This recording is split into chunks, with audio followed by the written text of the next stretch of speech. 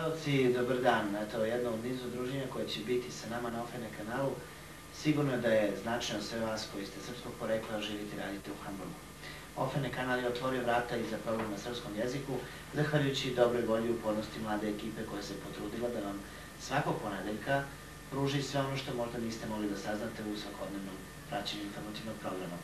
Emisija Dobra zemlja koja će ići svakog ponedeljka u repriznom terminu od 17:30, a subotom od 21:30 u, naravno, premijernom prikazivanju.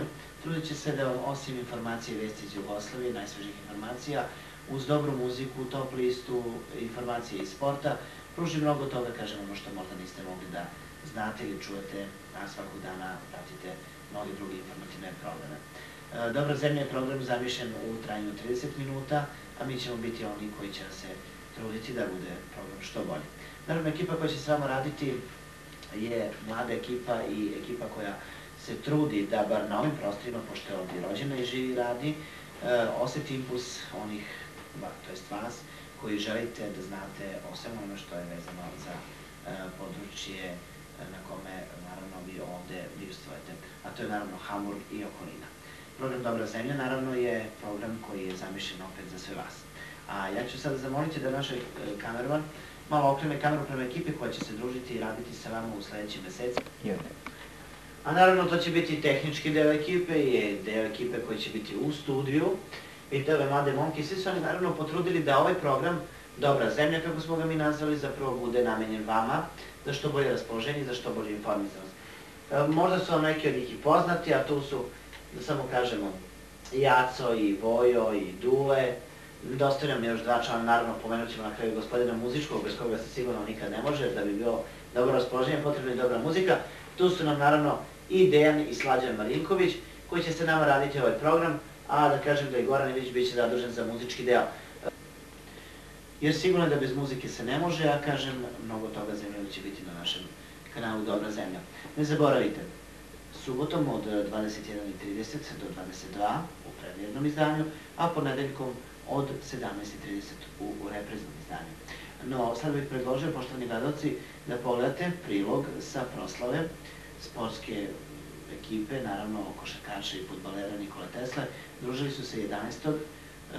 decembra u prostorijama Sportskog humanitarnog društva u ulici Šucenštrase i vidjet ćete deo sa tog druženja, gde su naravno svi ovi mladi momci i kao i njihovi sponzori napravili jedno lepo muzičko veče uz gostovanje Rike Lugonića, popularnog pevača, a kažem, posle toga vidjet ćete još jedan zanimljiv prilog, razgovor sa protom Borislavom Simićem, govorit ćemo o božićnim praznicima.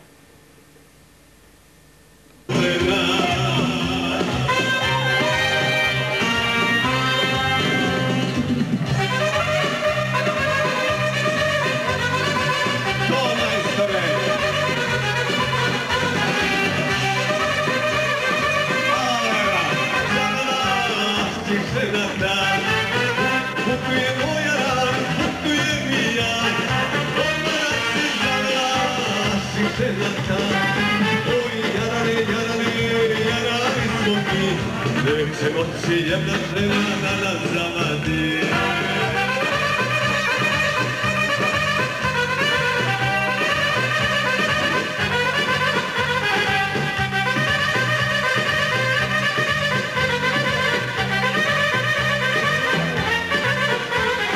Ljubio je sutra ja i ljubili vi. Neće moći jarani da nas zavadi.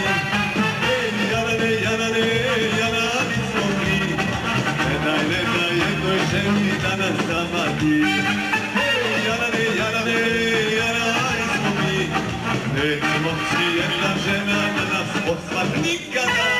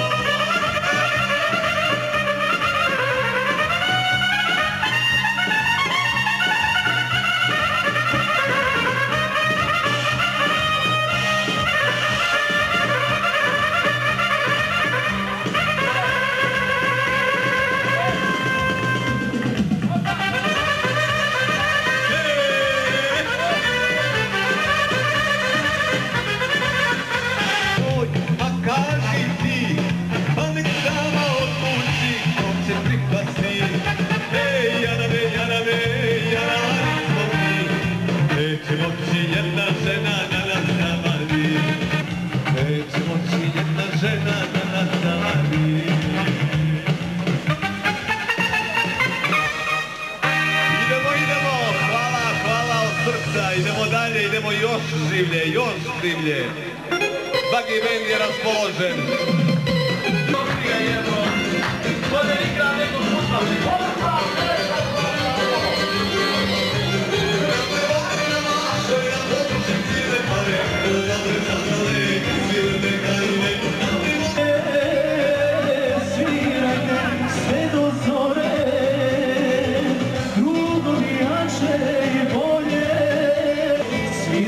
Svirajte, napravit ću on, ostaje bola u srcu mom. Svirajte, svirajte, napravit ću on, ostaje bola u srcu mom. Samo to, pa i tako ne zove.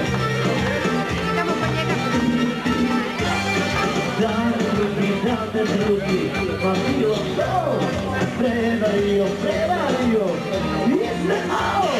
Ne bi nešto, bilo bi, al me boli, šta baš ti?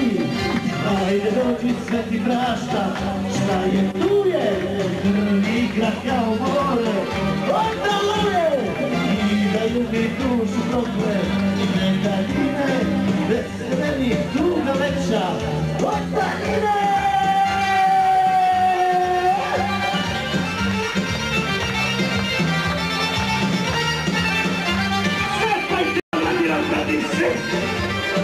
Samo za vašu vodost.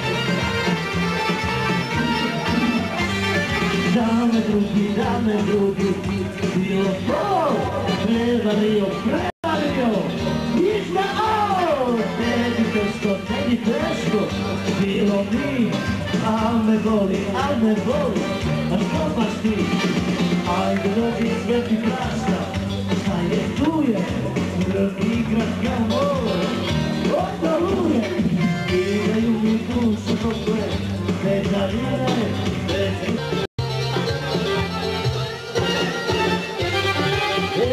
kad sam se rodio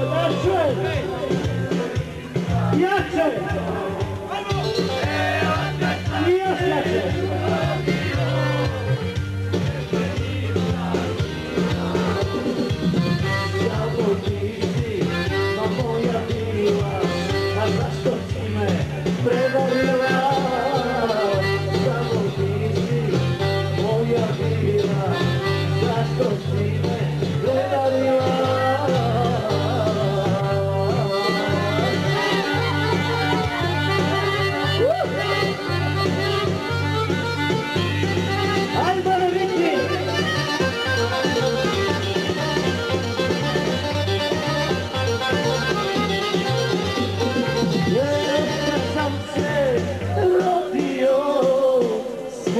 Sam se borio, kad sam se rodio, smukom sam se borio, zašto ti me prevario, samo nisi moja bila, zašto ti me prevario.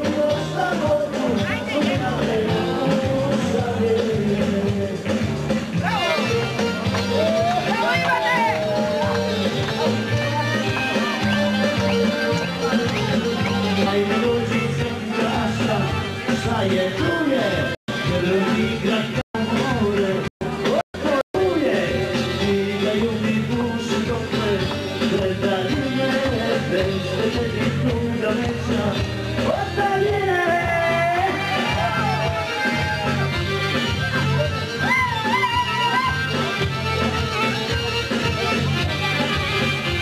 Sretna je omladina Srbije i Jugoslavije! Opa! Dame drugi, a bilo ko? Prevario, izdao, na ne vidiš, svi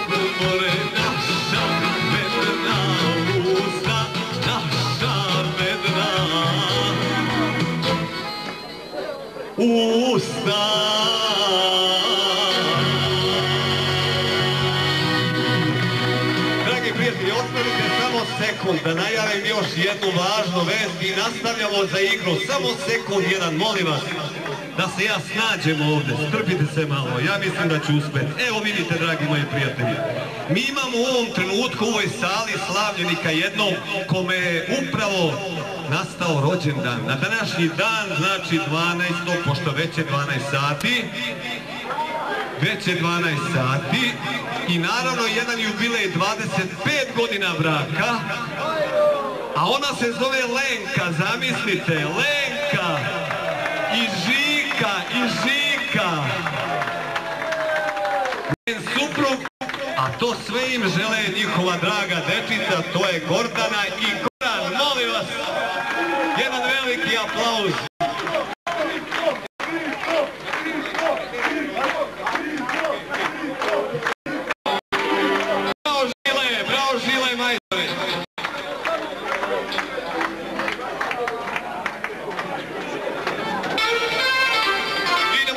Idemo za igru.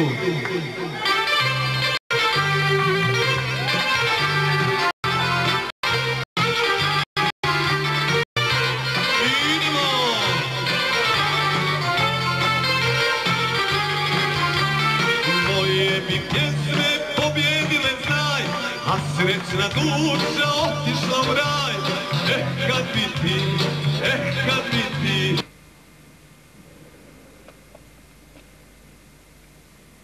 I da, poštovani gledalci našeg programa Dobra zemlja na srpskom jeziku, kao što sam već rekao, vidjet ćete prilog sa Protom Borisa Vasijevića, zapravo Proto je već pored mene, malo ćemo pričati o radu crkvene opštine ovdje u Hamburgu, a s obzirom da uskoro slede i božićni praznici, kao i proslava Svetog Save, pa najveća praznika u srpskoj dijaspori, kao naravno i u srpskoj veri. Ja ću zamoliti Proto Borisa Vasijevića da nam nešto malo kaže o istoriji crkve, ali da malo i popričamo o nekim akcijama koje naravno Srpska pravoslavna opština, crkvena opština u Hamburgu preduzima.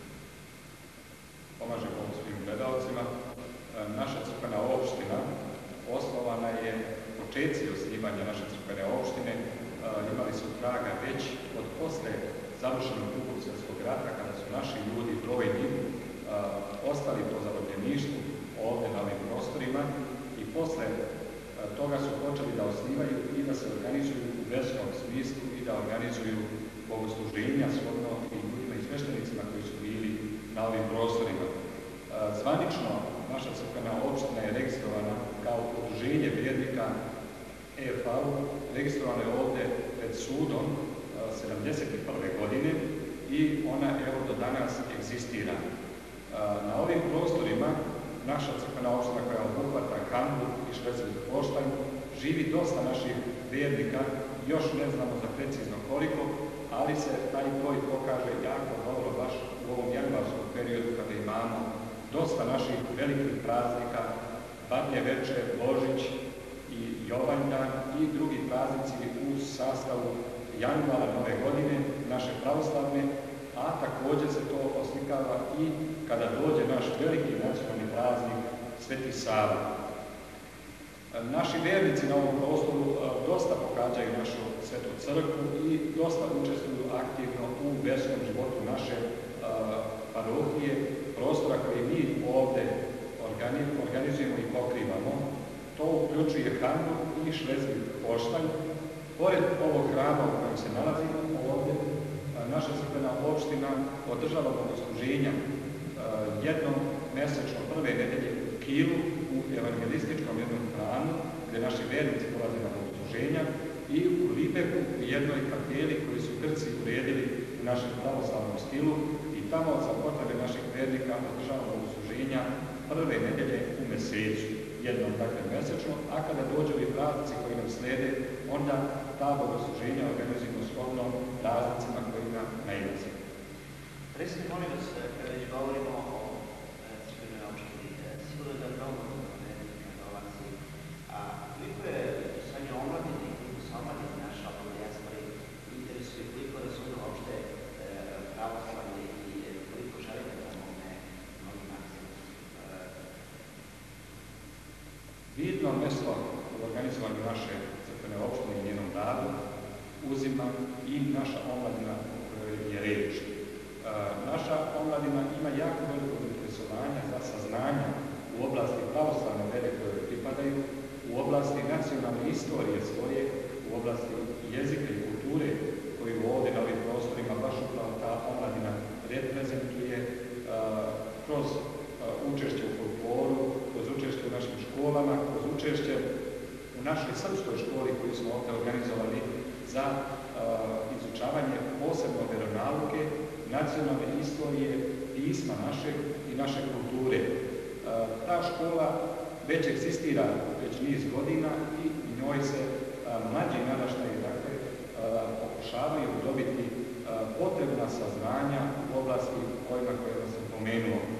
Naša omladina izuzetno je dobra i ima velikog učešća u verskom životu naše crkvene opštine, jer dolaskom u ovaj sveti hram povodom praznika daje do znanja da u srcima nosi onu iskru koju su njih usadili i naša otadžbina, i naša crkva i ljubav njihova prema otadžbini i njihovi roditelji koji su uspeli da u svoju djecu usade sve one elemente našeg nacionalnog i verskog i kulturnog bića koje mi moramo ovdje u tuđini da sačuvamo, da reprezentujemo i da pokažemo ovdje šta je upravo ono što slikava nas kao pravoslavni narod i srpski pogotovo narod u ovoj sredini. To je jako izraženo i kroz pojedine druge manifestacije koje crkva i drugi održavaju van ovog crkvenog prostora, dakle kada je riječ o proslavama i o zabavama koje omladina organizuje za sebe. Tako da uopšte konstatacija je da jako naša omladina ima velikog interesovanja, ali s obzirom da živimo na ovim prostorima i da mora da pohađaju i školu ovdje, i onda primaju sigurno i taj duh razmišljanja na ovih prostora, uklapanja u ovu sredinu, jer bez toga onda ne bi mogli kao pojedinka da egzistiraju. A ujedno pokušavaju da čuvaju i u svojim srcima nose sva ona znamenja koja oslikavaju nas kao pravoslavne hrišćane i pravoslavne crkve. S obzirom da je veliki broj vernika i omladine koji je zainteresovano da bude u Srpskoj pravoslavnoj crkvi, šta konkretno crkvena opština u Hamburgu preduzima po tom pitanju? Kao prvo, naša crkva se trudi da udovolji svim potrebama naših vernika, ali se pokazalo među vremenu da ovaj prostor koji imamo, ovu našu crkvu i kancelariju jednu koju imamo, da je to izuzetno malo za razvijanje svih aktivnosti koje su potrebne i koje moraju da obuhvataju rad sa našim vjernicima. Ovaj prostor koji ovdje imamo, ikonostas, trenutno je to sve na neki način improvizovano i tako stoji, ali naša crkvena opština radi na tome da iznađemo jedan novi prostor za potrebe naših vernika i za pravilan rad naše crkvene opštine. Imamo u planu, ako Bog da i Božja milost nam bude u pomoći, da kupimo crkvu i prostor koji će ona imati ili da kupimo plac i da gradimo naš hram u našem stilu i sa svim potrebnim prostorijama koje pri toj crkvi trebaju da imaju, da bi u njemu mogli da osmislimo pravilan rad sa našom decom, sa omladinom i sa svim našim vernicima u svim oblastima naše i verskih potreba i nacionalnih, kada je reč o našim ljudima koji su na ovim prostorima. Zato imamo u planu da, pored crkve i potrebnih prostorija, kancelarije i drugog prostora, da imamo i jednu veću salu za okupljanje naših vernika i za planiranje svih onih kulturnih događaja i proslave velikih verskih praznika. Pred nama su veliki sada praznici, januar je okićen baš upravo velikim praznicima. Imamo Božić, Badnje veče i Božić kao veliki i najznačajniji događaji u našoj pravoslavnoj godini. Božić, kao svake druge godine, proslavit ćemo ovdje molitveno i u prisustvu velikog broja naših vernika. To je Badnje veče kada veliki broj naših vernika, i mogu za sigurno reći kada je najviše naših vernika prisutno na bogosluženjima ovdje u Svetom hramu. Na Badnje veče imat ćemo bogosluženje ovdje u 19 časova, a po običaju sutradan ćemo imati na Božić jutrenje u 6 sati i svetu liturgiju u 10 sati, božićnu svečanu liturgiju, kada očekujemo dosta naših vernika i ovim putem ih pozivamo da učestvuju u ovoj proslavi ovih praznika. Pored toga, slijedi nam naša pravoslavna nova godina, 13. uveče, kada je doček, i 14. je pravoslavna nova godina, kada nastupa, i tada imamo interesantan program za naše vernike, a posle toga svi ovi praznici koji slijede u toku januara, Bogojavljenje, Jovanjdan, Sveti Jovan Krstitelj, a na kraju januara, 27. januara, je naš nacionalni praznik Sveti Sava. Sveti Sava je osnivač naše pravoslavne crkve i njen prvi poglavar koji je utemeljio i u temelje naše nacionalnog bića stavio temelje pravoslavne vere, temelje naše crkve koju je organizovao i koju imamo do dana današnjega. Sveti Sava, kao naš znameniti nacionalni svetitelj, slavi se širom naše otadžbine i širom dijaspore gdje svih nas Srba ima, jer je to ujedno i dan kada je posvećen kao crkveno školska slava koju i mi ovdje, s obzirom na veličinu tog praznika, mnogo svečano proslavljamo. Za taj praznik održavamo ovdje u Svetom hramu bogosluženje i imamo proslavu jednu koju ćemo održati posle Svetog Save sa jednom akademijom, učešće naše djece i omladine programom koji će li pripremiti za taj praznik. I bilo ovo sve, poštovani gledalci, što smo pripremili u emisiji Dobra zemlja na OFN kanalu. Gledajte nas subotom i ponedeljkom, a emisiju pripremili naravno moje malenkost Ivan Plavšić i producent programa Dejan Branković. Hvala vam puno i sretna nova godina i uđite u novi milenijum sa najboljim pozdravima i čestitkama.